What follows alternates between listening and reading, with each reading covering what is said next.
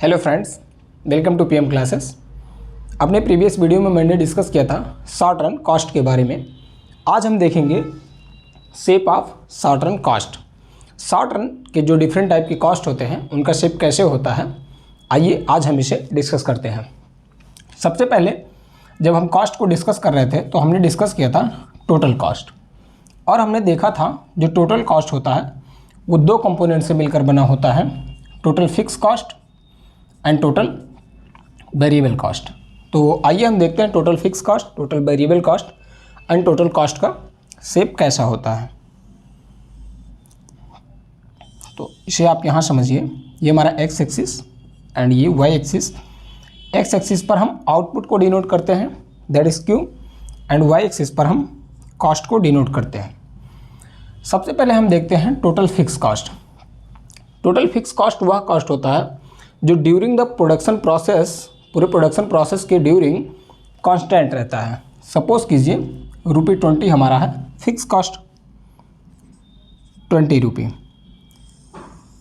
चूँकि ये during the production time fix रहता है, इसीलिए इसका जो शेप होता है वो हॉरिजॉन्टल लाइन होता है। ये हमारा टोटल फिक्स कॉस्ट, फिक्स होने की वजह से इसका जो हमारा शेप होता है वो हॉरिजॉन्टल लाइन होता है। लेकिन जो हमारा टोटल वेरिएबल कॉस्ट होता है वो चेंज होता रहता है, जिसकी वजह से उसका शेप कुछ इस तरह का अपवर्ड स्लोपिंग होता है। ये अपवर्ड स्लोपिंग क्यों होता है इसे आप समझिए। सपोज़ कीजिए आप अभी 2 यूनिट का प्रोडक्शन कर रहे हैं आउटपुट का, और अगर आपको 4 यूनिट का प्रोडक्शन अब करना है तो आप क्या करेंगे। जो आपके पास फिक्स कॉस्ट है वो तो फिक्स है, उसे आप बढ़ा नहीं सकते। आपको आउटपुट बढ़ाने के लिए वेरिएबल कॉस्ट को बढ़ाना पड़ेगा, जिसकी वजह से वेरिएबल कॉस्ट हमारा बढ़ता हुआ है, इसीलिए इसका शेप इस तरह है। और जो हमारा टोटल कॉस्ट का शेप होता है वो कुछ इस तरह से होता है। ऐसा क्यों? क्योंकि जो हमारा टोटल कॉस्ट होता है वो vertical summation of total fix cost and total variable cost का वर्टिकल समेशन है, इसीलिए हमारा टोटल कॉस्ट भी अपवर्ड स्लोपिंग होता है। जब हम वेरिएबल कॉस्ट को बढ़ाते हैं आउटपुट को बढ़ाने के लिए तो हमारा टोटल कॉस्ट अपने आप बढ़ता है, जिसकी वजह से इसका शेप भी कुछ इस तरह होता है। अब यहाँ आप 2 बातों पर ध्यान दीजिए। जो हमारा टोटल कॉस्ट है या टोटल फिक्स कॉस्ट है वो कभी 0 नहीं हो सकता है, लेकिन हमारा वेरिएबल कॉस्ट जो है वो 0 हो सकता है। It may be 0 but the total cost may not be 0। तो ये हमने बात किया total cost, total fix cost and total variable cost के शेप के बारे में। अब हम देखेंगे एवरेज फिक्स्ड कॉस्ट के शेप को।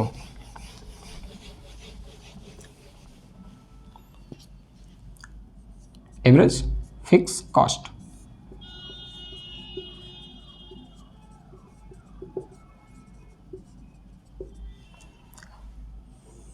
ये हमारा एक्स एक्सिस अभी हमने डिस्कस किया था, इस पर हम आउटपुट को डिनोट करते हैं। ये हमारा वाई एक्सिस, इस पर हम कॉस्ट को डिनोट करते हैं। हमारे जो टोटल या फिर एवरेज फिक्स कॉस्ट का कर्व होता है वो डाउनवर्ड स्लोपिंग होता है। ये होता है हमारा एवरेज फिक्स कॉस्ट। ऐसा क्यों होता है इसे आप इस एग्जांपल से समझिए। हमारा जो एवरेज फिक्स कॉस्ट होता है वो equal to total fix cost divided by output होता है।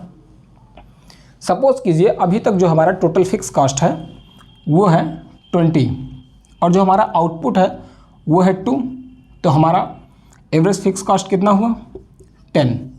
लेकिन अगर अब हम आउटपुट बढ़ाते हैं 2 से बढ़ाकर 4 कर देते हैं और हमारा टोटल फिक्स कॉस्ट, चूँकि ये फिक्स कॉस्ट है ये तो फिक्स ही रहेगा, वो अभी भी 20 है, तो ये हमारा जो एवरेज फिक्स कॉस्ट है वो हो जाता है 5।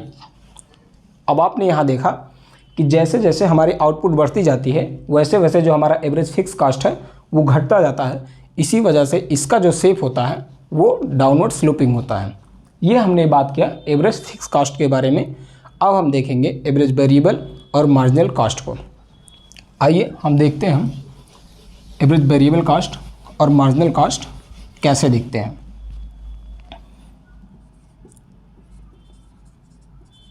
एवरेज वेरिएबल कॉस्ट, जिसे हम शॉर्ट फॉर्म में एवीसी कहते हैं, एंड मार्जिनल कॉस्ट एमसी।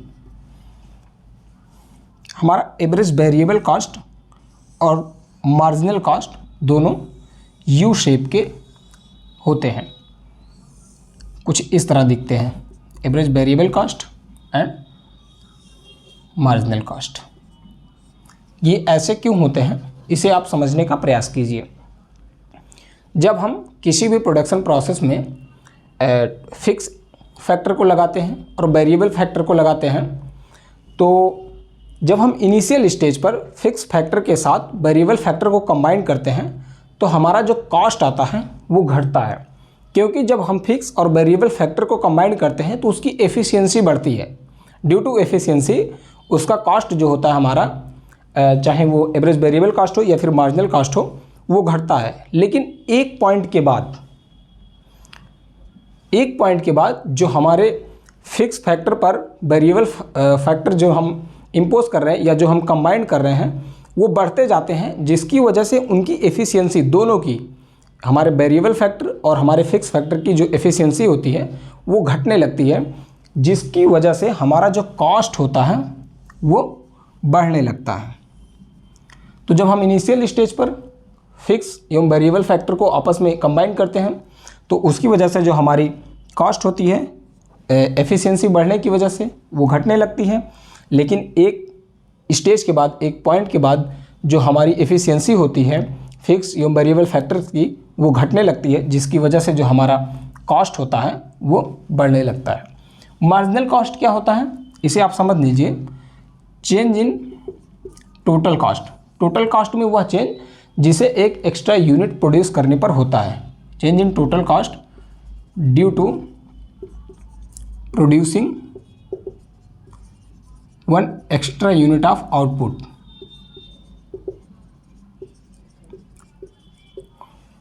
तो हमने देखा टोटल कॉस्ट, टोटल फिक्स एवं total variable cost, average fix एवं वेरिएबल कॉस्ट और मार्जिनल कॉस्ट के शेप को, मार्जिनल कॉस्ट कर्व के शेप को। आज के लिए बस इतना ही। Thank you. मिलते हैं आपसे नेक्स्ट वीडियो में।